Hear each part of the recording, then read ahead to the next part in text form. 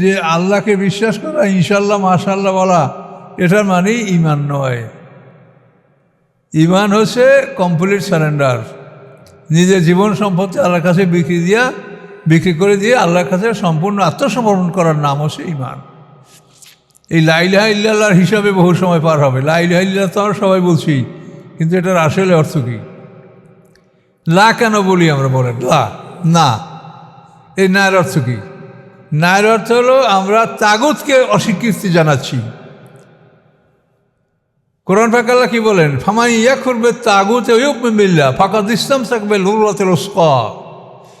তাগুতকে না করতে হবে, আমরা তাগুতকে মানি না।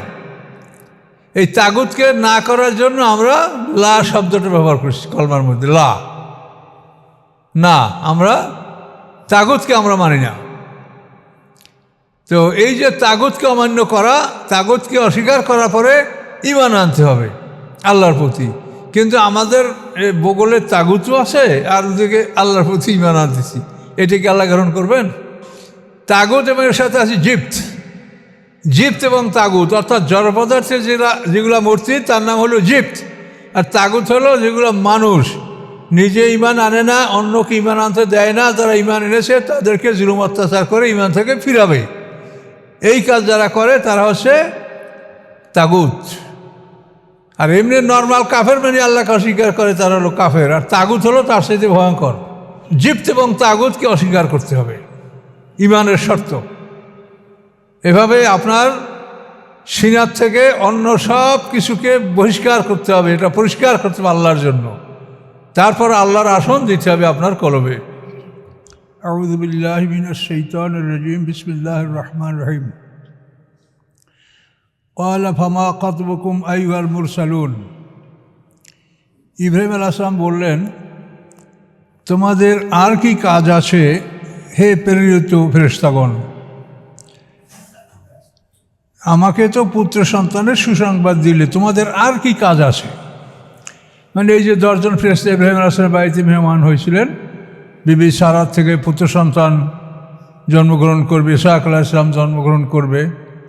ইসহাক শব্দটা এটা দোহাক থেকে রূপান্তরিত। দোহাক মানে হাসা, জহেকা, দত হাকা, জহাক। এই জোহাক থেকে ইসহাক। তারপর মা সারা বলেছিলেন যে আল্লাহ, বৃদ্ধ বয়সে তুমি মানুষকে হাসালে, আমাদের এখন সন্তান হলে মানুষে হাসবে, বুড়া বুড়ি। এই যে হাসাবে, আপনি মানুষকে আপনি হাসালেন জোহাক, এই জোহাক থেকে এই নামটা আসছে ইসহাক। আর ইসমাইল মানে আল্লাহ, এ আল্লাহ আপনি শুনুন, এ আল্লাহ তুই শোন। ইসমা ইল মানে হে আল্লাহ। তো ইব্রাহিম আলাইহিস সালাম আল্লাহর কাছে বহুবার প্রার্থনা করছিলেন, আল্লাহ তুমি শোনো, আল্লাহ আপনি শুনুন, আমাকে একটা সন্তান দান করুন। এই জন্য সন্তানের পর নাম ইসমাইল, আল্লাহ তুই শোন। আর এ হলো জোহাক। মা সারা বলছিলেন যে বৃদ্ধ বয়সে আল্লাহ আপনি মানুষকে হাসালেন, এই জোহাক থেকে ইসহাক। তো এই সুসংবাদ দেওয়ার পরে এই 10 জন ফেরেশতার আর কি কাজ আছে, এটা ইব্রাহিম আলাইহিস সালাম জিজ্ঞাসা করলেন। ক্বালা ফামা খাতবুকুম আইয়ুহাল মুরসালুন, হে প্রেরিতগণ তোমাদের আর কি কাজ আছে? ক্বালু, তারা বললেন, ইন্না উরসিলনা ইলা কওমিন মুজরিমিন, নিশ্চয়ই আমরা প্রেরিত হয়েছি একটা অপরাধী জাতির প্রতি। এই অপরাধী জাতি কারা? লূত সম্প্রদায়। লিনুরসিলা আলাইহিম হিজারাতাম মিন তিন, যে আমরা পাঠাবো তাদের উপরে পাথর, মিন তিন, পোড়ামাটির, শক্ত মাটির পাথর তাদের উপরে আমরা বর্ষণ করব। এই লূত আলাইহিস সালামকে, ইনি হলেন ইব্রাহিম আলাইহিস সালামরা তো 3 ভাই, হারান, নাকুর, ইব্রাহিম। বড় ভাই হচ্ছেন হারান, মেজ ভাই হচ্ছেন নাকুর, ছোট হচ্ছেন ইব্রাহিম। হারান, নাকুর, ইব্রাহিম। হারানের পুত্র হল লূত আলাইহিস সালাম, ইব্রাহিম আলাইহিস সালামের আপন বড় ভাই ছিলেন। আর নাকুর হলেন লোকমান হাকিমের দাদা। লোকমান হাকিমের পিতার নাম হলো বাউর, বাউরের পিতার নাম হলো নাকুর। এই নাকুর ইব্রাহিম আলাইহিস সালামের মেজ ভাই। আর ইব্রাহিম আবযোগ রহিম ইব্রাহিম, অর্থাৎ দয়ালু পিতা। তিনি অত্যন্ত দয়ালু, তার বিরুদ্ধে যারা যতই ষড়যন্ত্র করেছে তিনি কোনোদিন কারোর জন্য বদদোয়া করেন নাই। তিনি আল্লাহর কাছে এভাবেই বলেছেন, ফামান তাবেয়ানি ফাইন্নাহু মিন্নি, যে আমার অনুকরণ করলো সে তো আমারই, অমান আসানি ফাইন্নাকা গফুর রহিম, এবং যে আমার অবাধ্য হলো আপনি ক্ষমাশীল, আপনাদেরকে মাফ করে দেন। দয়ালু পিতা, তিনি কারোর জন্য অসন্তুষ্টি প্রকাশ করেননি। আব্দুর রহিম ইব্রাহিম। তো ওই ফেরেশতারা বলল যে আমাদেরকে প্রেরণ করেছে একটা অপরাধী সম্প্রদায়ের প্রতি, সেটা হলো লুত সম্প্রদায়, এই হারানের পুত্র লুত।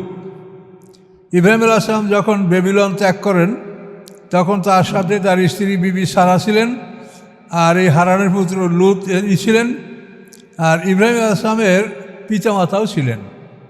মা ইসলাম গ্রহণ করেছেন কিন্তু পিতা ইসলাম গ্রহণ করেননি।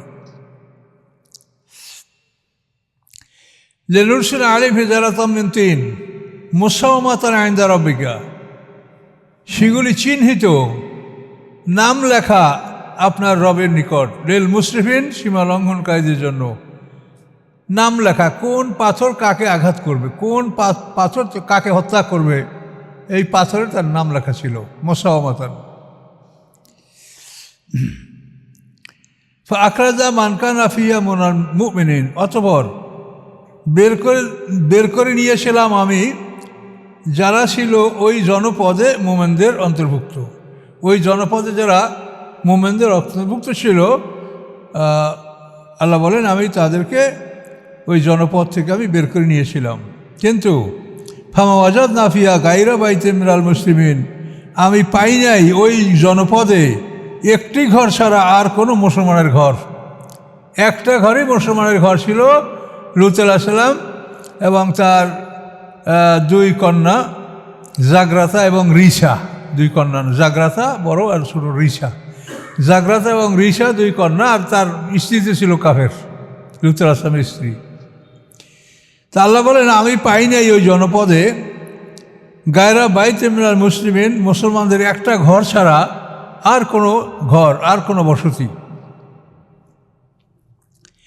ও তারাকনা ফি আয়াতাল লিল্লাযিনা ইয়াখাফুনা আযাবাল আলীম, আমি রেখে দিয়েছি ওই জনপদের মধ্যে একটি নিদর্শন, লিল্লাযিনা তাদের জন্য, ইয়াখাফুনাল আযাবাল আলীম যারা ভয় করে বেদনাদায়ক শাস্তি, যারা ইমানদার মোমেন বেদনাদায়ক শাস্তি যারা ভয় করে, আল্লাহ বলেন ওই জনপদে তাদের জন্য একটা নিদর্শন রেখে দিয়েছি।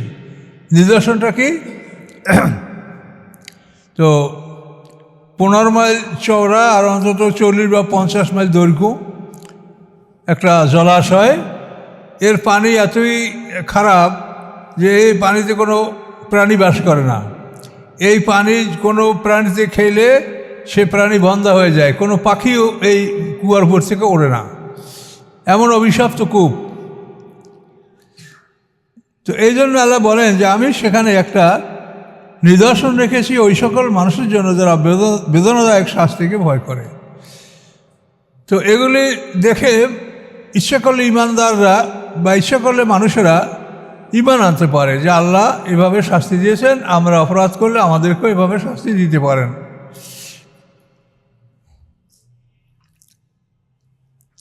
এখানেই আল্লাহ তাআলা লূত আলাইহিস সালামের প্রসঙ্গ শেষ করলেন। অফি মূসা, এবং মূসা আলাইহিস সালামের মধ্যে রয়েছে নিদর্শন। ইয আরসালনাহু ইলা ফিরআউনা বিসুলতানিন মুবিন, যখন আমি পাঠিয়েছিলাম তাকে ফিরআউনের নিকটে সুলতানে মুবিন, স্পষ্ট প্রমাণ সহ। স্পষ্ট প্রমাণ, তার লাঠি সাপ হয়ে যাওয়া এবং বগলে হাত ঢুকে বের করলে দিনের আলোর মতো শুভ্র আলো, ইয়াদে বাইজা, যে শুভ্র হাত আর সাপ লাঠি হয়ে যাওয়া, এই দুটা নিদর্শন সহ আল্লাহ তাআলা ফিরআউনের কাছে মূসা আলাইহিস সালামকে পাঠিয়েছিলেন। সুলতানে মুবিন, স্পষ্ট দলিল। ফাতাওয়াল্লা বিরুকনিহি, সে ফিরে গেল তার মন্ত্রী পরিষদ সহ, তার সভাসদ সহ, তার নেতাদের সহ ফিরআউন ফিরে গেল। কলা, এবং বলল সাহিরুন আও মাজনুন, এ তো হয়তো জাদুকর আর না হয় পাগল। সমস্ত নবীদেরকে এই গালি দেওয়া হয়েছে, জাদুকর, পাগল, গণক, কবি, এগুলো বলে পয়গম্বরদেরকে গালি দেওয়া হয়েছে। আল্লাহ বলেন আখাজনা ওয়া জুনুদাহু, আমি পাকড়াও করেছিলাম তাকে এবং তার বাহিনীকে। নাবাজনাহুম ফিল ইয়াম্মে, তাদেরকে আমি নিক্ষেপ করিয়েছিলাম সমুদ্রের মধ্যে। ওহুয়া মুরিম, সে ছিল অভিশপ্ত, সমালোচিত। তো এই ঘটনা কোরআনে বহুবার আসে যে ফেরাউনের সাথে মুসা আলাইহিস সালামের সাথে যখন একটা জাদুর মোকাবেলা হয়েছিল, এটা আপনারা শুনেছেন হয়তো বারবার। তো এই জাদুর মোকাবেলায় যখন ফেরাউন হেরে গেল, তখন জাদুকররা ইসলাম গ্রহণ করলো এবং বনী ইসরাঈলদের অনেক লোক ইসলাম গ্রহণ করেছে। ফেরাউনের স্ত্রী বিবি আসিয়া, সেও ইসলাম গ্রহণ করছে। এইসব ঘটনার পরে ফেরাউন যে কাজগুলো করলো, জাদুঘরকে সব শিলিবিদ্ধ করে হত্যা করলো, বিবি আসিয়াকে হত্যা করলো, এই সব কিছু করার পরে আল্লাহ তাআলা মুসা আলাইহিস সালামকে বললেন যে তুমি রাতারাতি মিশর ত্যাগ করো, আমি ফেরাউনকে এবং তার বাহিনীকে আমি ধ্বংস করব। এখানে দীর্ঘ ঘটনা যে মুসা আলাইহিস সালাম 6,70,000 বনী ইসরাঈল নিয়ে রাতের বেলা রওনা করেছিলেন। তো রওনা করার পরে কিছুদূর অগ্রসর পরে উনি পথ হারিয়ে ফেলছেন, পথ পাচ্ছেন না। মরু অঞ্চল তো মিশর।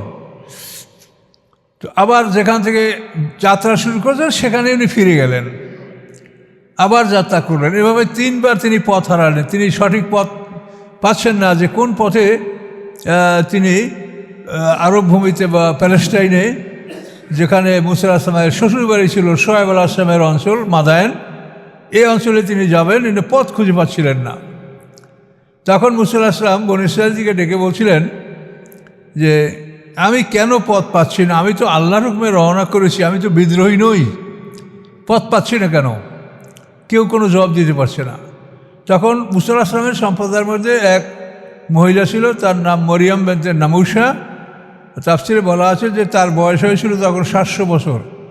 এই মহিলা বলে যে আমি বলতে পারি মুসা তুমি কেন পথ পাচ্ছ না?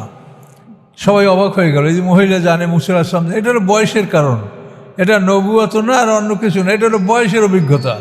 যার বয়স বেশি সে অনেক কথা প্রাচীন বলতে পারে, যা আমরা যুবকরা বলতে পারবো না। তো এভাবে মুসা আলাইহিস সালাম তাকে জিজ্ঞাসা করলেন যে আপনি বলেন কী কারণে আমার পথ পাচ্ছি না? তখন ওই মহিলা বলল যে আমরা বনী ইসরাঈল, আমরা তো মিশরের লোক না, আমরা তো কেনানবাসী। ইসুফ আলাইহিস সালামের পিতা ইয়াকুব আলাইহিস সালাম কেনানে বাস করতেন, আমরা এই কেনানবাসী, আমরা তো এখানের বসতি না। এখানের বসতি হলো আমালেক সম্প্রদায়, কিপ্তিরা। তো আমরা মিশরে এতগুলি লোক কীভাবে আসলাম? তো মহিলা বলে যে ইসুফ আলাইহিস সালাম যখন মিশরের রাজা হয়ে গেলেন, তখন তিনি তার 400 আত্মীয় স্বজন সব মিশরে ডেকে নিয়ে আসছিলেন এবং সেখান থেকে আমাদের মিশরে আমাদের বংশবিস্তার। এখন আমরা এখানে 6,70,000 বনী ইসরাঈল আমরা এখানে হয়েছি, আল্লাহ করেছে। তো ইসুফ আলাইহিস সালাম তার ইন্তেকালের সময় একটা ওসিয়ত করে গেছেন যে বনী ইসরাঈল তোমরা আমার কারণে, আমার উসিলায় এখানে তোমরা আশ্রয় পেলে, কিন্তু তোমাদের জীবনে এমন একটা সময় আসতে পারে যে তোমরা সবাই তখন এই মিশর ত্যাগ করে চলে যাবে। তো তোমরা যখন সবাই মিশর ত্যাগ করে চলে যাবে, তখন তোমরা আমার লাশটাকেও নিয়ে যাও, আমাকে একাকে তোমরা ফেলে সবাই চলে যাবে না।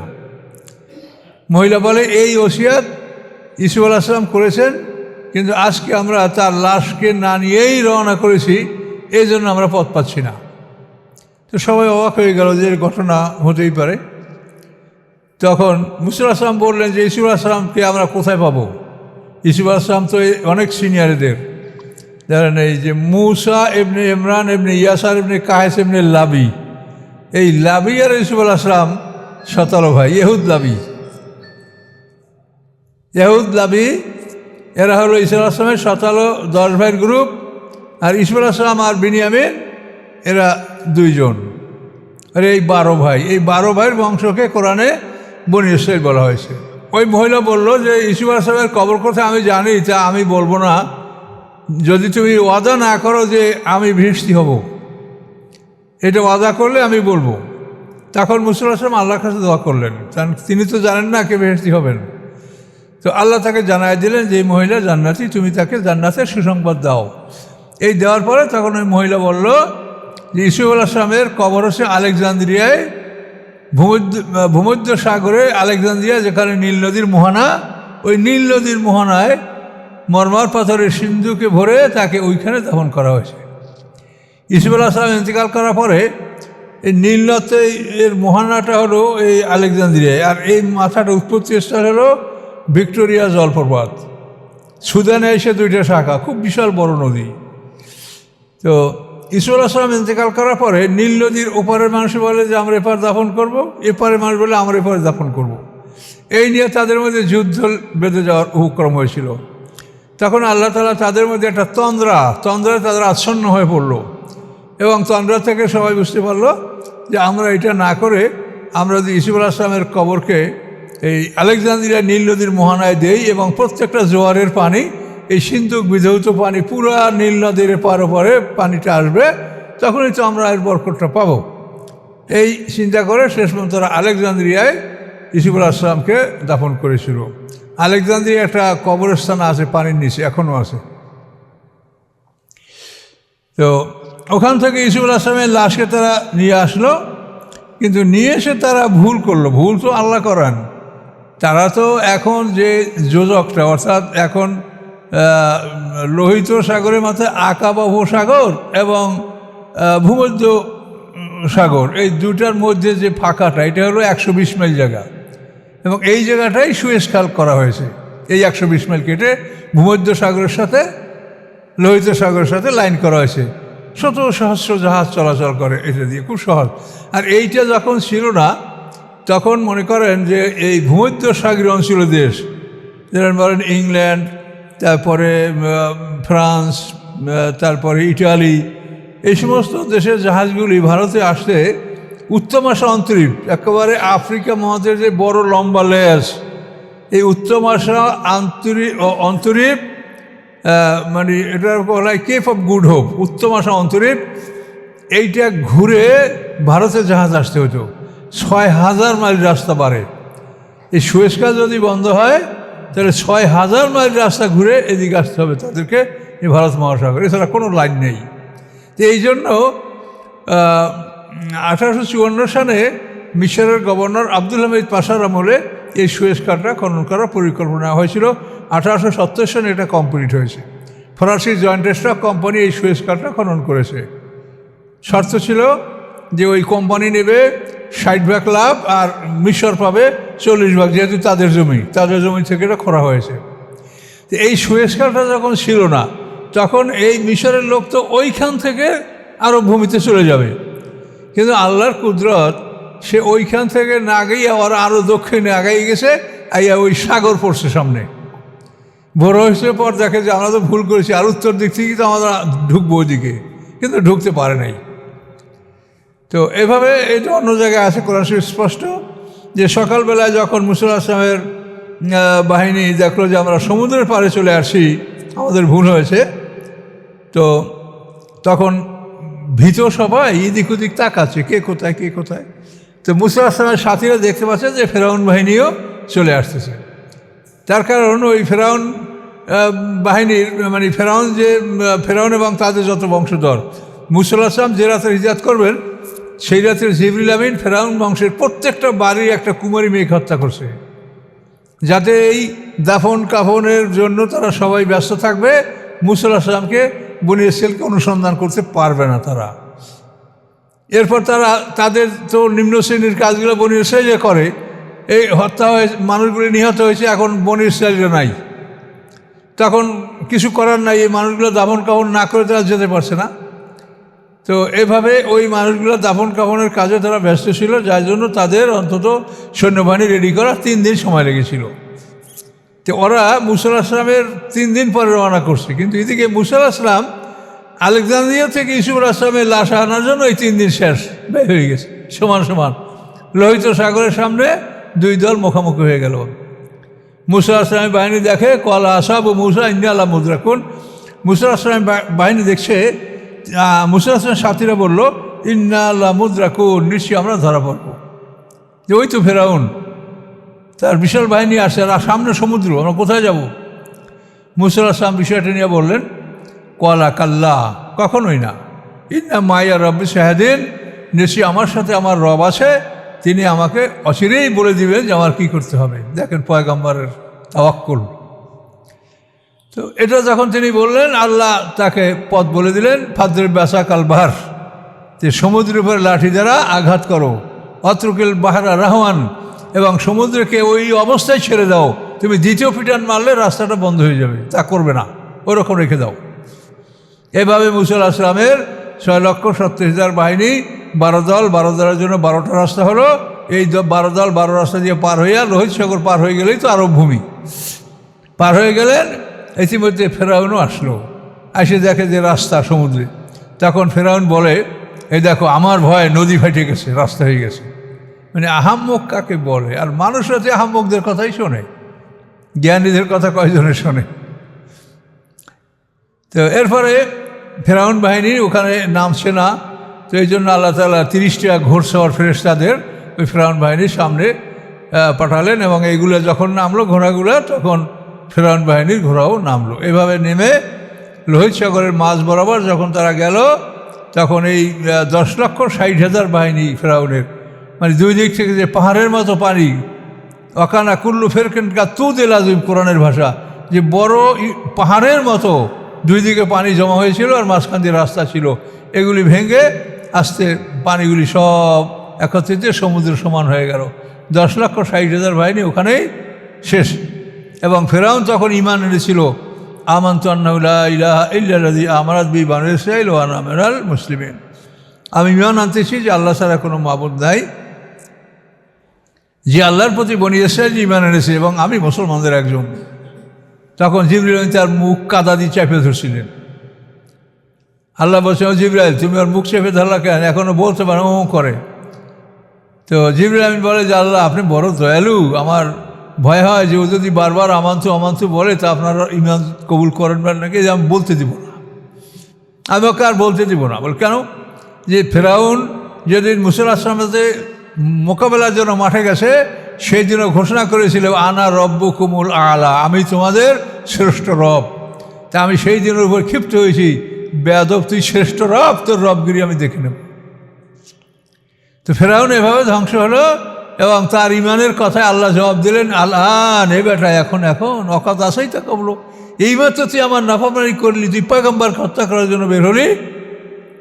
তো ফালিয়া মানুরা যে কেঁপে বাদায়কা, আজকের দিনে আমি তোমার দেহটাকে মুক্তি দিয়ে দিলাম, লেতাকুনা লেমান খালফাকা আয়া, যাতে পরবর্তীদের জন্য তুমি একটা নিদর্শন হয়ে থাকতে পারো যে এই ফেরাউন মুসা আলাইহিস সালামের সাথে নাফরমানি করেছে, যাতে কোরআনের সত্যতা বাস্তবতা আপনি অনুভব করতে পারেন যে এই ফেরাউন মুসা আলাইহিস সালামের সাথে নাফরমানি করেছে। মিশরের জাদুঘরে 8টা রামিসিস, এর মধ্যে 2 নম্বর হলো এই ফেরাউন, এবং সে লেখাই আছে গায়ের মুমি, এই লাশটা মুমি করা নয়, এমনি আল্লাহ তাআলা তাকে সংরক্ষণ করেছেন।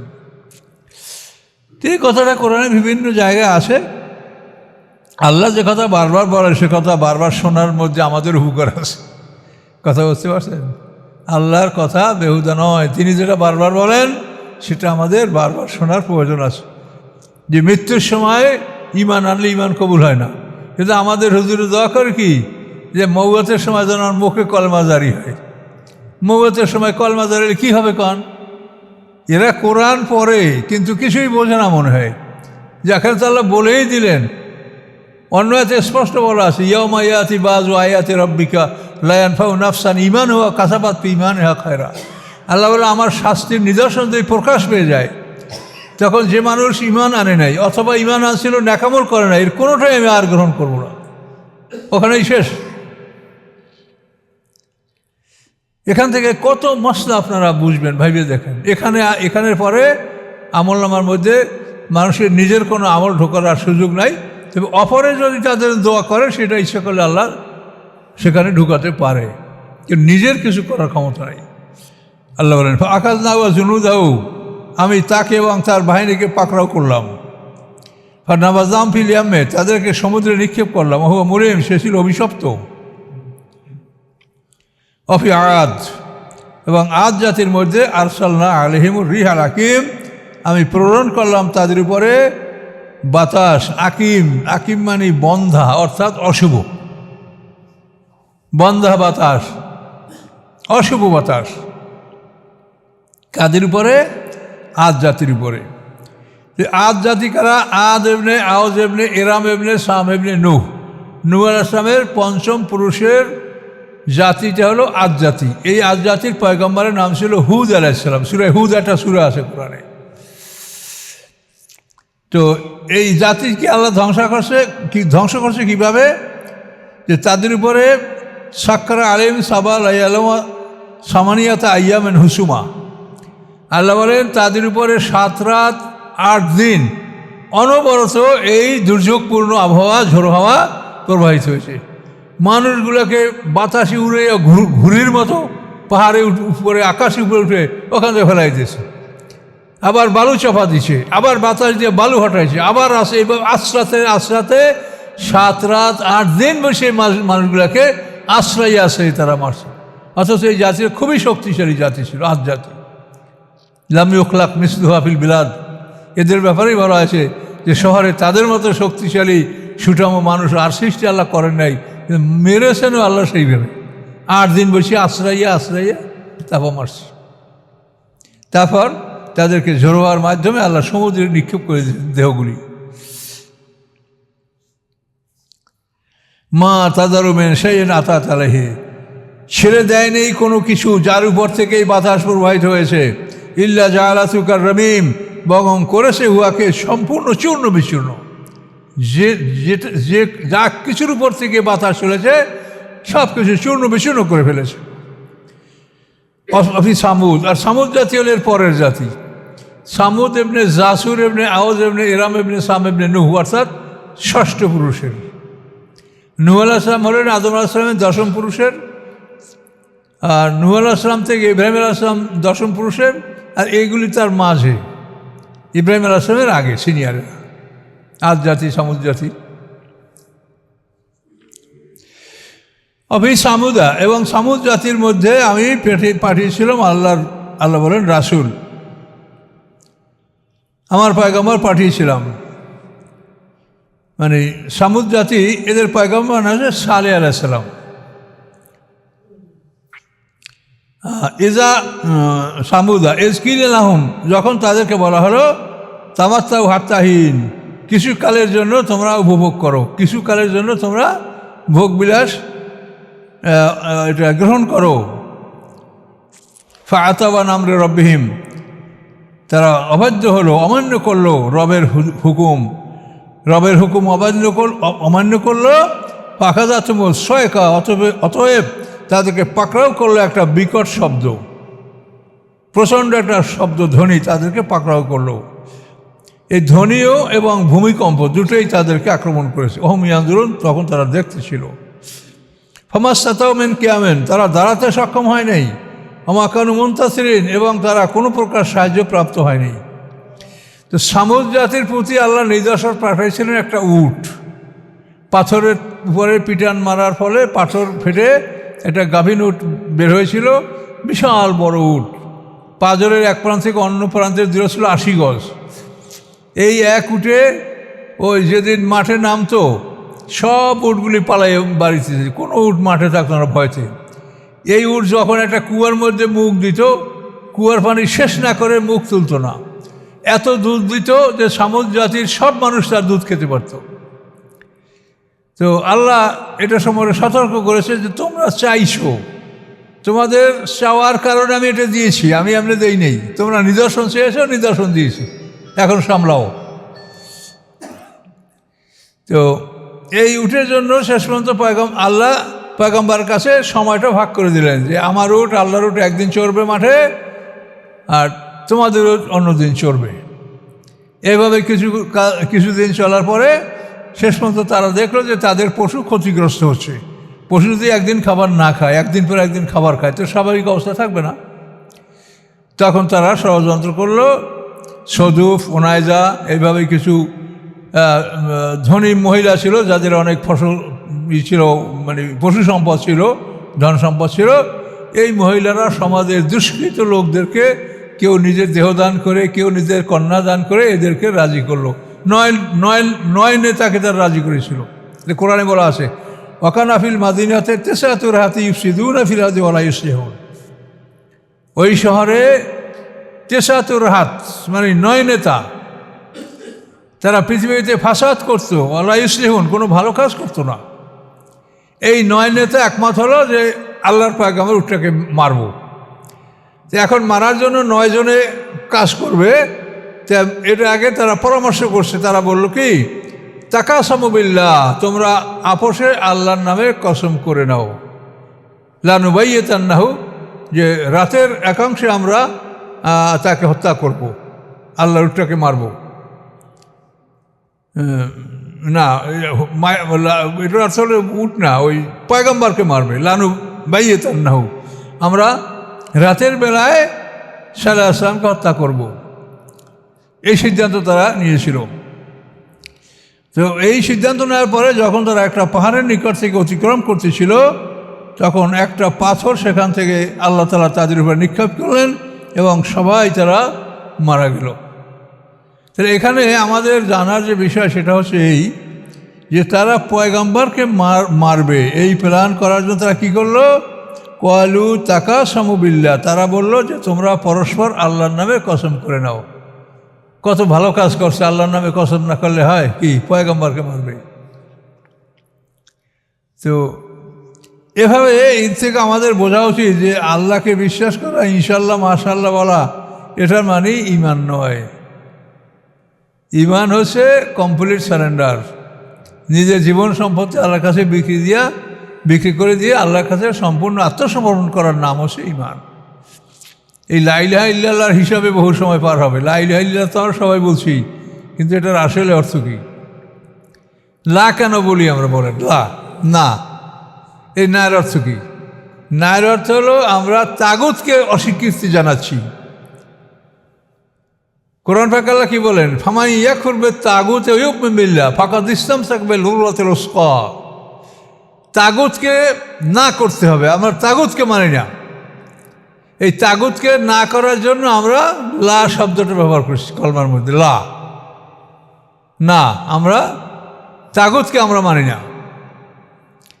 তো এই যে তাগুতকে অমান্য করা, তাগুতকে অস্বীকার করার পরে ঈমান আনতে হবে আল্লাহর প্রতি। কিন্তু আমাদের বগলে তাগুতও আছে আর ওদিকে আল্লাহর প্রতি ঈমান আনতেছি, এটাকে আল্লাহ গ্রহণ করবেন? আল্লাহর এমন কোনো অভাব আছে যে তোমরা আধা আধি ঈমান আনছো তাও তোমাদেরকে আমি নিব? কাজে এসব বিষয়গুলি বুঝতে হবে যে কলেমার প্রথমে লা কেন। লা শব্দের অর্থ হলো না, অর্থাৎ আমি তাগুতকে না করছি। তাগুত এবং এর সাথে আছে জিপ্ত এবং তাগুত, অর্থাৎ জড় পদার্থের যেগুলো মূর্তি তার নাম হলো জিপ্ত, আর তাগুত হলো যেগুলো মানুষ নিজে ঈমান আনে না, অন্যকে ঈমান আনতে দেয় না, যারা ঈমান এনেছে তাদেরকে জুলুম অত্যাচার করে ঈমান থেকে ফিরাবে। এই কাজ যারা করে তারা হচ্ছে তাগুত। আর এমনি নর্মাল কাফের মানে আল্লাহকে অস্বীকার করে তারা হলো কাফের, আর তাগুত হলো তার সাথে ভয়ঙ্কর। তো এই তাগুত, জিপ্ত এবং তাগুতকে অস্বীকার করতে হবে, ঈমানের শর্ত। এভাবে আপনার সিনার থেকে অন্য সব কিছুকে বহিষ্কার করতে হবে, এটা পরিষ্কার করতে হবে আল্লাহর জন্য। তারপর আল্লাহর আসন দিতে হবে আপনার কলবে। তো এই জন্য তাগুতকে বর্জন করা ঈমানের জন্য পূর্ব শর্ত। এই জন্য আমাদের কলমার প্রথম শব্দটা কি? লা, জিপ্ত এবং তাগুত। তো জিপ্ত এবং তাগুত দুটো শব্দ কিন্তু কোরআনে আছে। এটা আপনি দেখবেন যে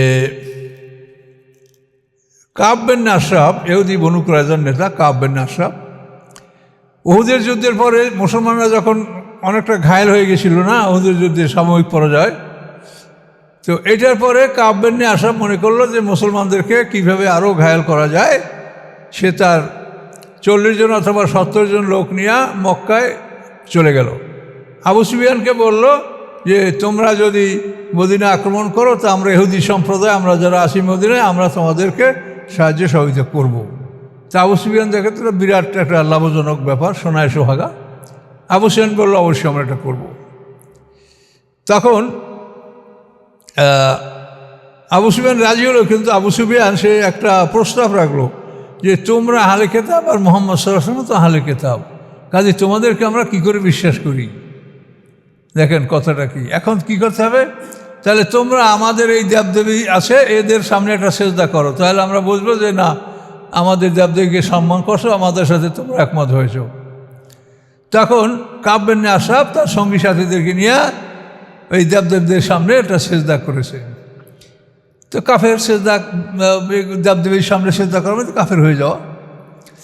তো আল্লাহ তাআলা এই প্রসঙ্গে আয়াত নাযিল করেছেন, আলাম তারা ইলাল্লাযীনা উতু নাসীবাম মিনাল কিতাব ইউমিনুনা বিল-জিবতি ওয়াত তাগুত।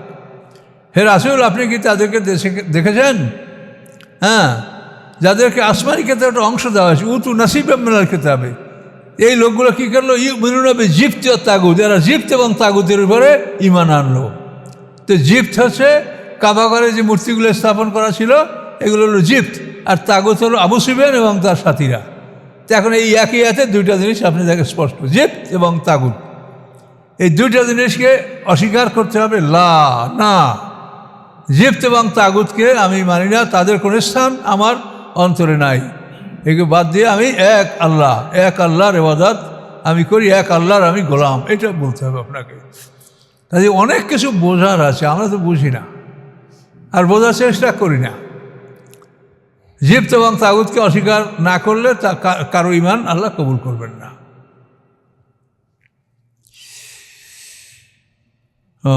এই সামুদ জাতি এদেরকে আল্লাহ তাআলা এভাবে ভূমিকম্প এবং বিকট শব্দের দ্বারা ধ্বংস করলেন। তো এখন এই যে 9 নেতা, তো কোরআনেই বলা আছে ওয়াকানা ফিল তিসআতু রাহাতি ইফসিদুনা ফিল আরদ, শহরের মধ্যে 9 জন নেতা ছিল যারা পৃথিবীতে দুর্যোগ সৃষ্টি করত। ওয়াকানা ফিল মাদিনাতে তিসআতু রাহাতি ইফসিদুনা ফিল আরদ, এই শহরে 9 জন নেতা ছিল। তারা আল্লাহর নামে কসম করে সিদ্ধান্ত নিল যে পয়গম্বরকে রাতের বেলায় হত্যা করতে হবে। তারপর যদি মানুষরা জিজ্ঞাসা করে তা আমরা সবাই এক কথা বলবো, মা শাহেদনা মাহলাকা আহলি ওয়া ইন্না লা সাদিকুন, যে তারা কিভাবে ধ্বংস হয়েছে এটা আমরা জানি না, আমরা সত্য বলছি। এভাবে পরিকল্পনা নিয়ে তারা সালেহ আলাইহিস সালামকে হত্যা করার জন্য অগ্রসর হয়েছিল। এই ঘটনার পরে আল্লাহ তাআলা তাদেরকে জানাই দিলেন, তারা উটকে পয়গম্বরের মোজেজা, মানে আল্লাহ যে মোজেজা দান করেছিল সে উটটাকে হত্যা করলো। তার বাচ্চাটা তা হত্যা করতে পারে না, উটের বাচ্চাটা ধরতে চেয়েছে, ওরা শূন্যের উপরে উঠে গেছে বাচ্চাটা, শেষ পর্যন্ত ওই পাথর ফেটে গেছে, পাথরের মধ্যে বাচ্চাটা ঢুকে গেছে, মোজেদার পাথর। এরপরে 3 দিন পরে ওদের আল্লাহ তাআলা ধ্বংস করবেন, পয়গম্বরকে জানাই দিলেন যে প্রথম দিন তাদের চেহারা সাদা হবে, দ্বিতীয় দিন তাদের চেহারা লাল হবে, তৃতীয় দিন তাদের চেহারা সম্পূর্ণ কালো হয়ে যাবে, এরপরে তাদের মৃত্যু ঘটবে। তখন ওরা এগুলি পরীক্ষা করতেছিল যে এগুলো হয় কিনা, দেখা যায় হ্যাঁ হচ্ছে। এভাবে 3 দিন পরে তারা ধ্বংস হয়েছিল।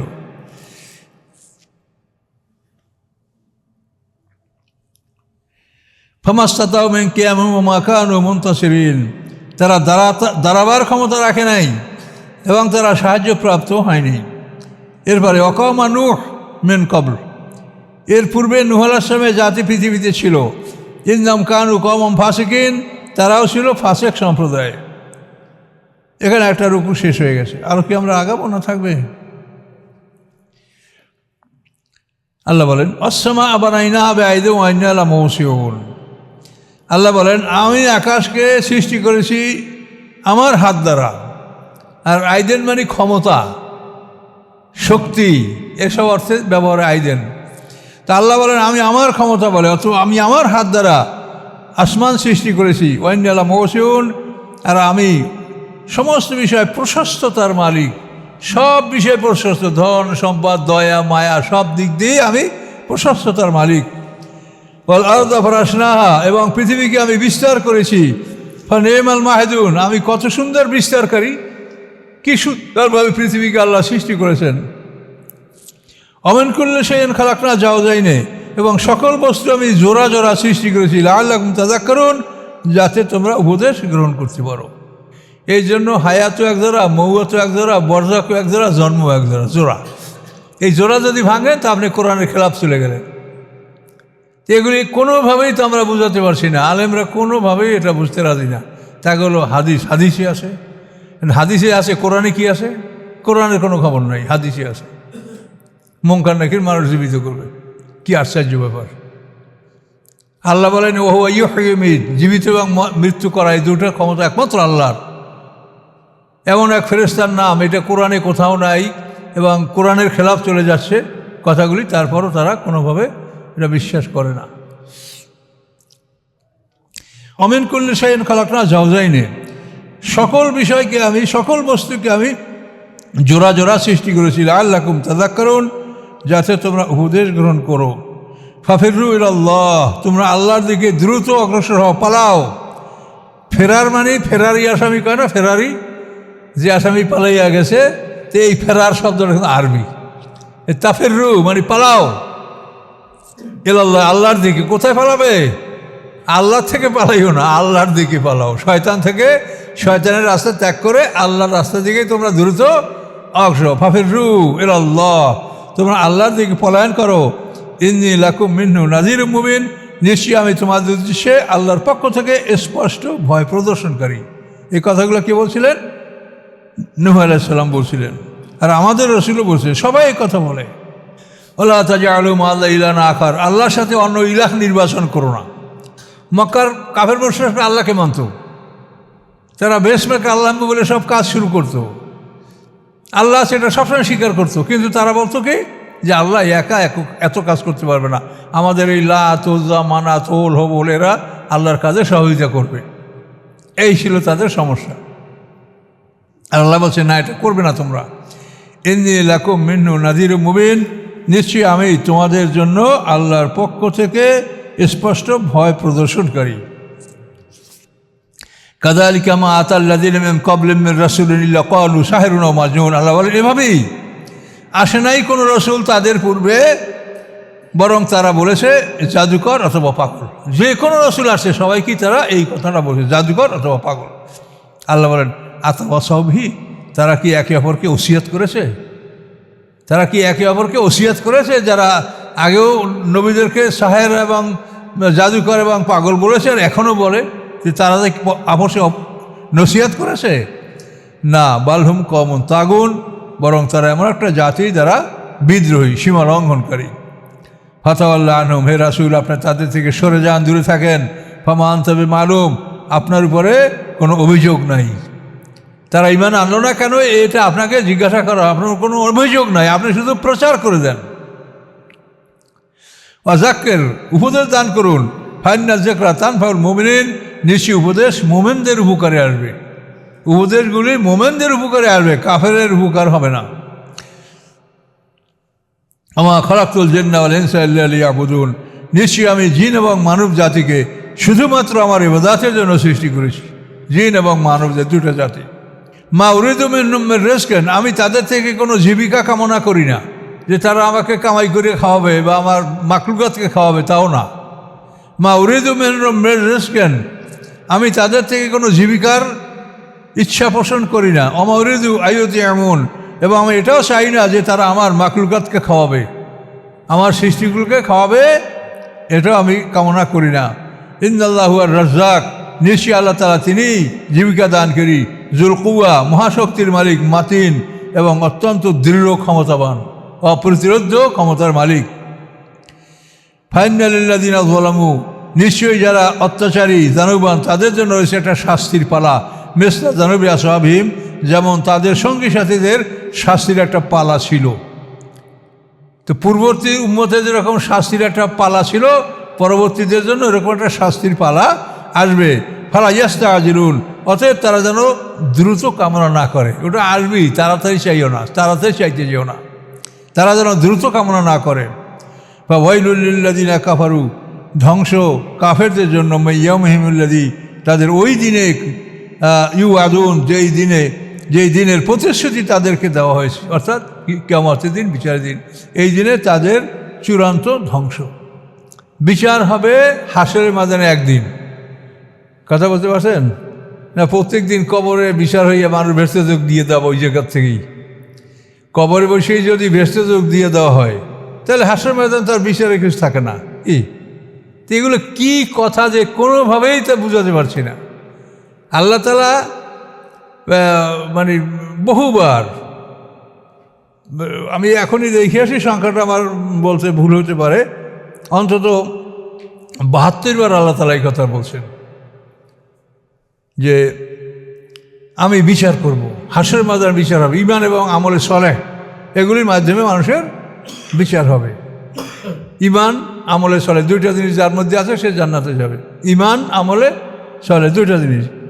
তো এখন ঈমান এবং আমলে সলেহ, তো এই দুইটা জিনিস এই পুরো কোরআনে যেভাবে বলা আছে 72 বার বা তার চেয়ে কম বেশি।